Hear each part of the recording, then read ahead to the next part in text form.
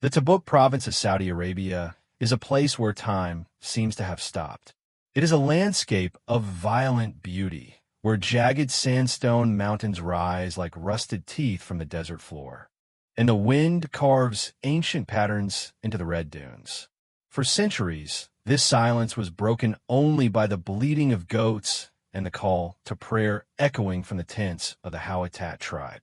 They are the Bedouins of the north, the custodians of these canyons, a people who have survived empires, wars, and famines by understanding one simple truth: you do not fight the desert. You live within its mercy. When the early hours of April 13th, 2020, the silence was shattered by something alien to this landscape. It was the mechanical roar of armored vehicles. Special forces, units from the Saudi State Security Presidency, surrounded the home of a man named Abdul Rahim al-Hawadi. Abdul Rahim was not a warlord. He was not a radical cleric. He was a local resident who had committed a crime that, in the eyes of the new kingdom, was punishable by death. He refused to vanish. Days earlier, Abdul Rahim had posted a video to YouTube. In the grainy footage, his face was etched with the exhaustion of a man who knows his fate. He held up a property deed, a fragile piece of paper proving his ancestors had walked this land long before the House of Saud emerged from the Nejd. He spoke calmly, almost prophetically. They have started to remove the people, he said. They want to wipe out our history to build their future. I'm not against development, but I'm against being erased. He paused, looking into the lens, and delivered his final words. I expect that the police will come and kill me. They will plant a weapon in my house to frame me as a terrorist. But this is my home. He was right. The bullets tore through the walls of his house at dawn. The Saudi government later released a statement claiming he was a wanted individual who had opened fire on security forces. They claimed they found a cache of weapons. But the message sent to the rest of the tribe and to the world was unmistakable. The bulldozers were coming, and they would not stop for anything as trivial as human life. Abdul Rahim was the first casualty of a war that most of the world doesn't realize is being fought. It is not a war for territory, but a war against reality. He was standing on the 0 point of the most ambitious, expensive, and delusional construction project in the history of our species. They call it the Line, a city of 9 million people, a mirror-clad wall stretching 170 kilometers across the peninsula, taller than the Empire State Building, cutting through mountains and valleys. Like a scar, it promises a life of zero emissions, artificial moons, and flying taxis. It promises to be the new center of the Earth. But if you strip away the billion-dollar marketing campaigns, the slick CGI renders, and the paid endorsements from Western influencers, you are left with a terrifying truth. The Line is not a city. It is a financial crime scene. It is a black hole, that is, currently sucking the wealth of the world's largest oil exporter into the sand. It is a project built on falsified data, sustained by a culture of fear, and destined for a collapse that could drag the entire Saudi economy down with it. This is the story of how $1 trillion was set on fire. This is the autopsy of a mirage. To understand the building, you must psychoanalyze the builder. This project did not emerge from a committee of urban planners or a consensus of economists. It emerged from a singular, restless mind of Crown Prince Mohammed bin Salman, known globally as MBS. MBS is a man defined by a profound, existential anxiety. To the West, he presents himself as a reformer, the man who let women drive, the man who opened movie theaters, the man who tamed the religious police. But beneath the reformist veneer lies a cold, hard calculation. MBS knows something that keeps him awake at night. The age of oil is ending. For 80 years, the bargain between the House of Saud and its people was simple. The royal family keeps absolute political power, and in exchange, they share the oil wealth. No taxes, free health care, cushioned government jobs. It was a welfare state funded by a geological lottery. But the population of Saudi Arabia has exploded. 60% of the kingdom is under the age of 30. They are young, they are connected to the internet, and they are unemployed. The state can no longer afford to bribe them with do-nothing jobs. At the same time, the global transition to green energy means the value of the black gold beneath their feet has an expiration date. MBS looked at the map and saw a ticking time bomb. He realized that if he didn't transform Saudi Arabia from a petro-state into a modern economy within a decade, the monarchy would fall. He needed a moonshot. He needed something so grand, so spectacular, that it would force the world to look at Saudi Arabia not as a gas station, but as a destination. He looked at Dubai, his neighbor. Dubai had practically no oil, yet it had built a global empire of tourism, finance, and logistics. MBS didn't just want to copy Dubai. He wanted to crush it. He wanted to build something that made the Burj Khalifa look like a provincial toy. In 2017, he announced a Neom. The name itself is a portmanteau, neo from the Greek for new, and M for mustaqbal, the Arabic word for future, a semi-autonomous region the size of Belgium, located in the northwest corner of the kingdom, governed by its own laws, powered by its own economy. But NEOM needed a centerpiece. The initial proposals from Western consultants, McKinsey, Boston Consulting Group, Oliver Wyman, were pragmatic. They suggested industrial zones, tech hubs, coastal resorts. MBS rejected them all. He reportedly told his advisors, "I want to build my pyramids." This is a crucial psychological insight. The pyramids of Giza were not built for the living. They were built for the dead. They were monuments to the ego of the pharaohs, designed to grant them immortality.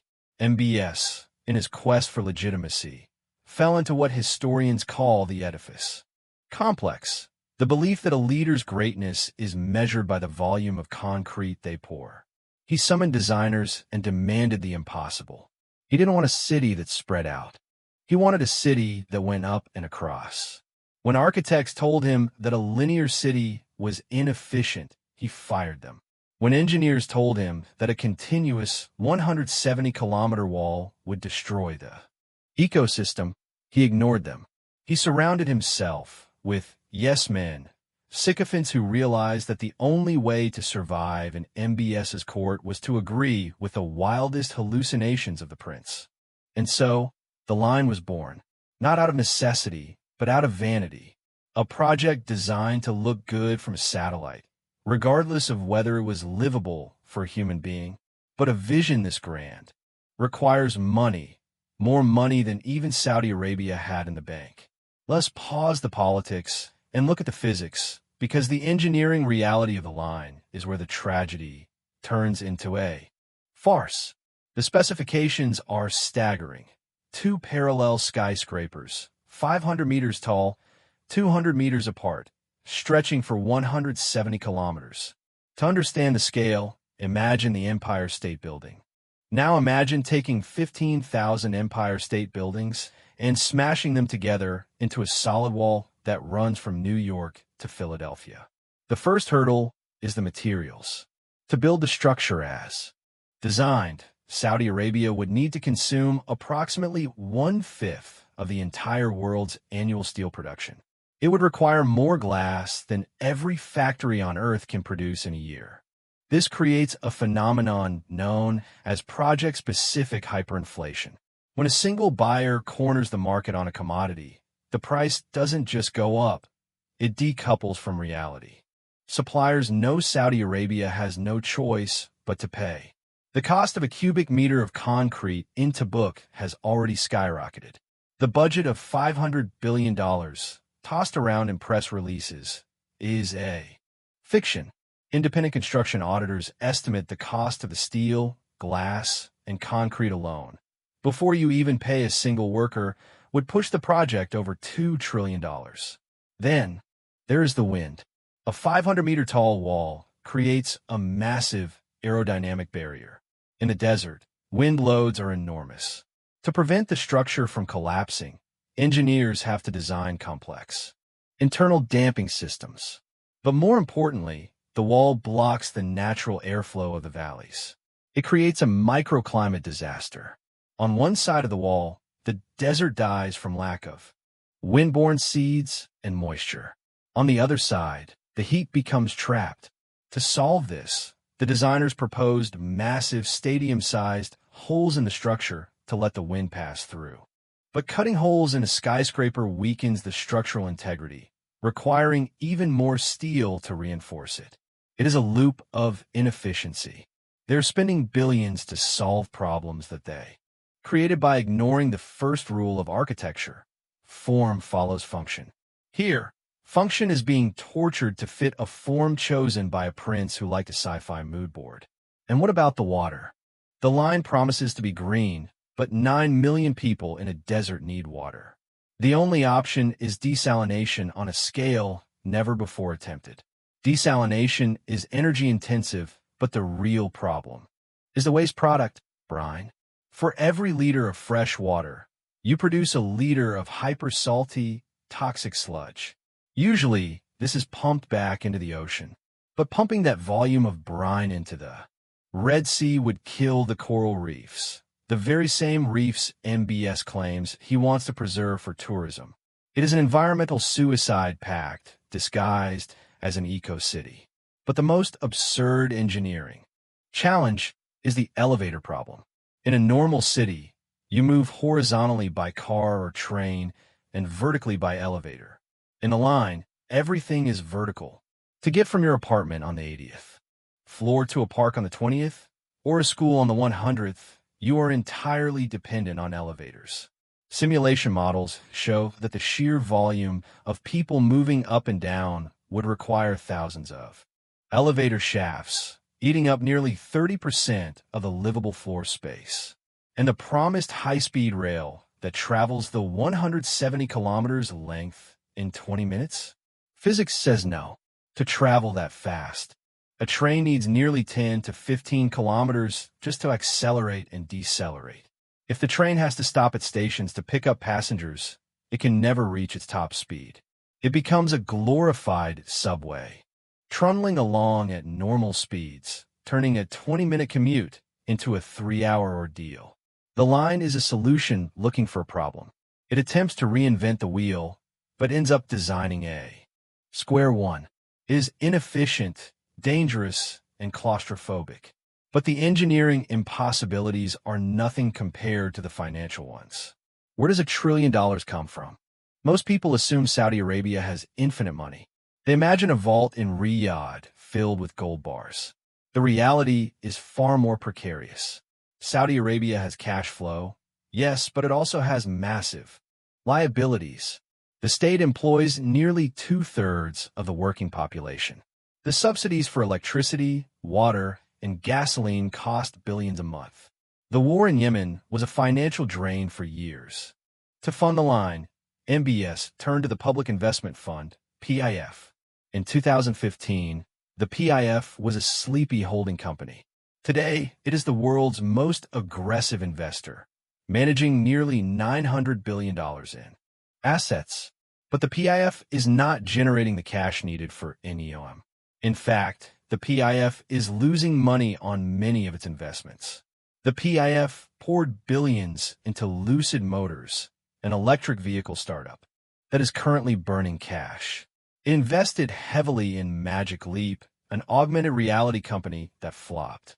It spent billions on the LIV Golf merger, a vanity project with no clear path to profitability. The PIF is being treated like a personal credit card for the Crown Prince's hobbies, rather than a strategic sovereign wealth fund like Norway's. To fill the gap, the kingdom has been forced to do the unthinkable: sell the family silver. They listed Aramco, the state oil giant, on the stock market. Aramco is the engine of the Saudi economy. Selling shares of it to pay for construction projects is akin to a farmer selling his tractor to buy a Ferrari. It generates quick cash, but it reduces the long-term income of the state. But even the Aramco sale wasn't enough. In 2023 and 2024, despite oil prices being relatively high, Saudi Arabia posted budget deficits. the government began issuing sovereign bonds, borrowing money from international banks to pay the bills. Think about the insanity of this. The world's largest oil exporter is going into debt to build a glass wall in the desert. The core financial flaw of the line is the field of dreams fallacy. Build it, and they will come. The entire business model relies on foreign direct investment, FDI. The plan was that Western banks, Chinese construction firms, and global tech giants would line up to pay for the construction in exchange for a piece of the action. They didn't. In 2023, foreign direct investment into Saudi Arabia actually fell. Why? Because capital is cowardly. Investors look at the line and they see risk. They see a project with no feasibility study. They see a legal system where the ruler can seize assets on a whim. Remember the Ritz-Carlton purge. They see the reputational risk of partnering with a regime that murdered journalist Jamal Khashoggi. Western CEOs are happy to fly to Riyadh for the Davos in the Desert Conference, drink the non-alcoholic champagne, and nod politely at MBS's presentations. But when it comes time to wire the billions, the checkbook stays closed. They know what the Saudis don't want to admit. There's no return on investment here. Who is going to buy a $5 million apartment in the line? Expats? They prefer Dubai, where the lifestyle is freer. Locals. They can't afford it. The unit economics are broken. If the project costs $1 trillion and houses 9 million people, the cost per resident is astronomical. There is no rent model in the world that pays back that construction cost. This leaves the Saudi government footing the entire bill. They're burning their foreign reserves, the money, saved for a rainy day, to fuel a fire that refuses to catch. If the investors are staying away, who is actually there? Enter the consultants. Riyadh has become the new El Dorado for the Western professional managerial class.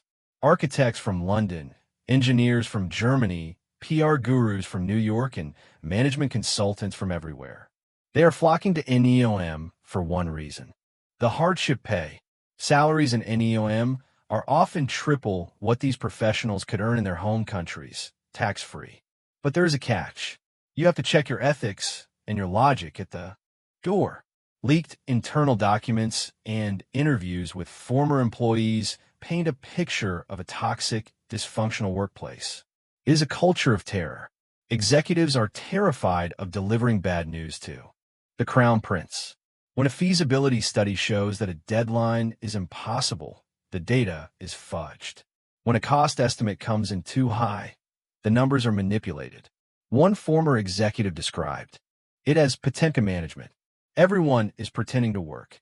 Everyone is producing slick PowerPoint presentations and 3D fly-through videos to keep the money flowing, but actual progress is paralyzed by fear.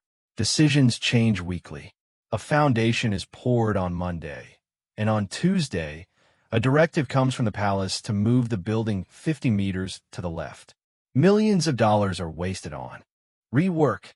This army of consultants is engaging in what can only be described as wealth extraction. They know the project will likely never be finished. They know the physics don't work. But they are happy to milk the Saudi treasury for as long as the invoices are being paid. It is the greatest grift in the construction industry. And then there are the construction workers. While the Western consultants sit in air-conditioned offices earning $20,000 a month, the manual labor is done by migrants from India, Pakistan, Bangladesh, and Nepal. They work in 50 degrees Celsius. Heat, 122 degrees Fahrenheit. Reports from human rights organizations indicate that labor violations are rampant. Passports are confiscated. Wages are delayed. The line is being built on a foundation of modern day indentured servitude. This creates a moral hazard for any Western brand thinking of opening a shop in Neom. Do you want your logo on a building built by exploited labor on land stolen from a murdered tribe? The brand risk is toxic. For years, the skepticism was whispered in private. But in early 2024, the truth finally broke containment. A bombshell report by Bloomberg revealed the beginning of the end. The Saudi government quietly revised its estimates. The original promise was that by 2030, the line would be home to 1.5 million people. The new target? Fewer than 300,000. The original plan was to have a significant portion of the 170-kilometer spine completed. The new reality? They are now aiming to complete just 2.4 kilometers. 2.4. That is a reduction of nearly 99%. But here is the devastating economic reality. Scaling back doesn't save the project. It kills it. The line was sold as a network. The high-speed rail only makes sense if it connects distant points. The desalination plants and power grids were designed for a megacity. Building just 2.4 kilometers of a line is arguably more disastrous than building nothing. You still have the massive fixed costs of the infrastructure, the port, the roads, the water pipes, the worker camps, but you only have a tiny fraction of the sellable real estate to pay for it. Imagine building an entire airport, runways, control towers, baggage systems, but only building one gate. The overhead costs will crush you. A 2.4-kilometer line is not a city. It is a shopping mall. It is a glorified hotel complex. It is a destination for Instagram influencers to take photos for a weekend, not a place to build a life. It strips the project of its revolutionary pretense and reveals it for what it is, a vanity project that collided with math. This scale back has sent shockwaves through the supply chain. Contractors who ramped up production are now being told to hold off. Layoffs have begun. In the worker camps, the sunk cost fallacy is kicking in. The Saudi government has already spent tens of billions on the earthworks. They cannot just walk away without admitting total defeat. So they will finish this small stump of a building. They will declare victory. They will open it with fireworks and a massive ceremony. But the other 167 kilometers? The vast trench that has already been dug? It will likely remain a scar in the desert, slowly filling back up with sand, a monument to the hubris of a man who thought he could buy the future. Why doesn't MBS stop? Why drag the country through this financial bleeding? Because he can't. The line has become inextricably linked to his legitimacy. In an absolute monarchy, the king, or in this case, the future king, relies on an aura of infallibility. MBS imprisoned his own family to consolidate power. He sidelined the religious clerics. He rewrote the social contract. He promised the youth of Saudi Arabia that he would deliver them a new country, a Saudi Arabia that was cool, modern, and powerful. If Neom fails, the Vision 2030 fails. If Vision 2030 fails, the unspoken deal with the population breaks. The youth, faced with unemployment and a depleted treasury, might start asking dangerous questions. They might ask why their national wealth was squandered on glass walls while their schools and hospitals need funding. Furthermore, Saudi Arabia is surrounded by rivals. Iran is watching. Qatar is watching. And most importantly, the United Arab Emirates is watching. The rivalry between MBS and Sheikh MBZ, Mohammed bin Zayed, of the UAE, is the defining dynamic of the modern Middle East. They are frenemies. MBS sees Dubai's success as a personal insult. He needs Neom to prove that he is the dominant leader of the Arab world. To cancel the project would be a humiliating public surrender to Dubai. It would signal weakness. And in the Middle East, weakness is fatal. So, the spending continues. The digging continues. The lie continues. In 1818, the poet Percy Bysshe Shelley wrote Ozymandias, a sonnet about a ruined statue of a king found in the desert. The inscription read, "My name is Ozymandias, King of Kings. Look on my works, ye mighty, and despair." But around the statue, there was nothing. Just the lone and level sands stretch far away. The line is the Ozymandias of the digital age. It is a monument to a specific type of modern delusion. The belief that technology can solve problems that are fundamentally human and that money can rewrite the laws of physics. When we look at the renderings of the line, we see a science fiction dream. But when we look at the balance sheet, we see a tragedy. We see the wasted potential of a nation. We see the environmental destruction of a coastline. And we see the blood of Abdul Rahim al-Howeitat. In 10 or 20 years, tourists might indeed visit Tabuk, but they likely won't be living in a 170 Kilometer eco-utopia. They will likely be taking tours of the great Saudi ruin. They will stand at the edge of the massive, unfinished trench, marveling at the sheer scale of the ambition and the sheer depth of the folly. The desert is patient. It has seen the rise and fall of the Nabateans, the Romans, the Ottomans. It has buried cities before, and as the wind howls through the empty canyons of Neom, picking up the red sand and depositing it over the idle bulldozers, one gets the sense that the desert is already reclaiming its own. Saudi Arabia wanted to build a line in the sand. Instead, they crossed one, and the economic consequences of that transgression will haunt the kingdom for generations to come.